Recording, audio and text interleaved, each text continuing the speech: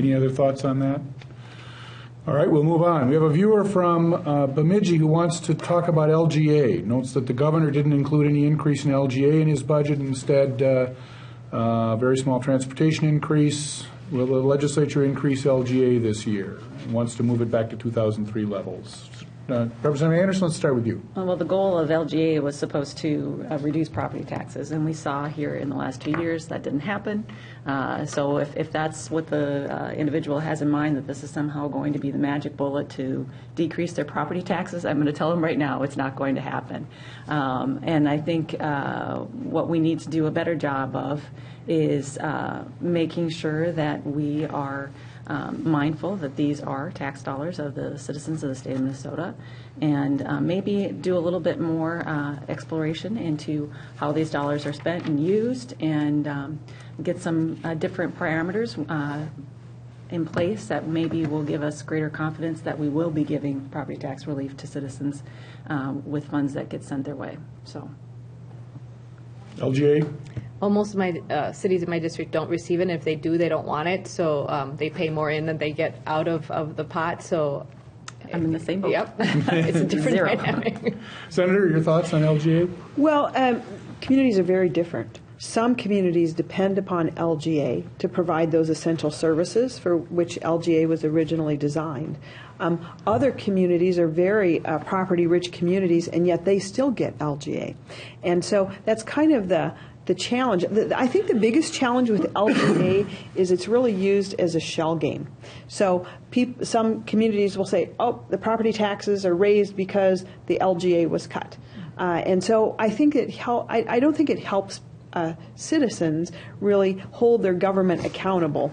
But I will say there are definite needs for LGA. I just think it's been so politicized over the last, I don't know how many years, it's been in probably 10 or 20 years, that I'm not sure that it's actually going to those communities where it's really needed for those basic services.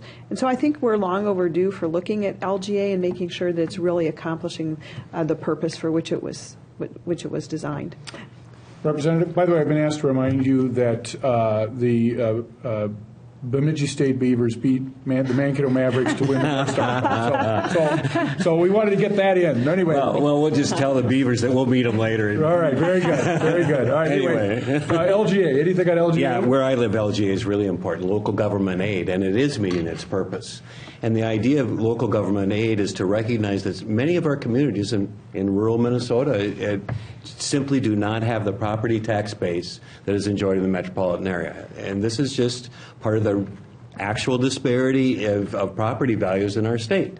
I mentioned that McDonald's in St. Peter, and sometimes the folks in St. Peter joke that's one of the most valuable commercial properties in St. Peter, and it is.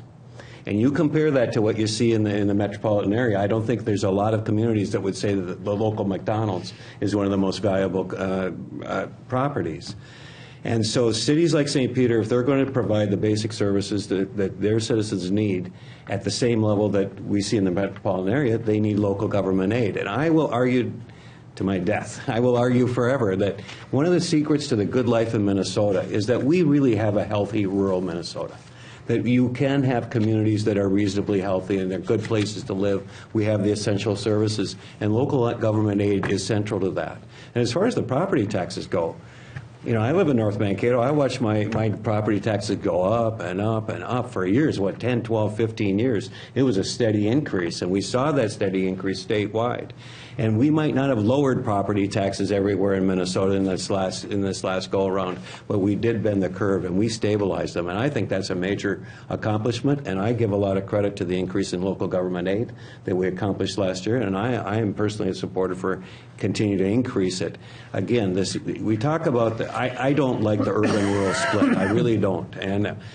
But yet we have to face the reality that there is a disparity in wealth or property values, and local government aid is an excellent solution towards that. Let me just clarify, though, local government aid is very important to some communities, extremely important, but there are communities, the three largest LGA recipients are Minneapolis, St. Paul, and Duluth.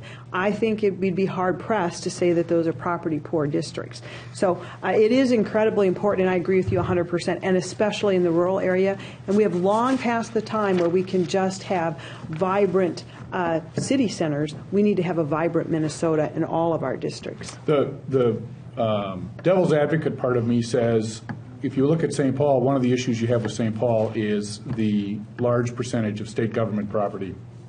And that might be a factor here in this conversation as well, I suspect. Government does keep growing, unfortunately. Well, there you go. There's another side to that question, too.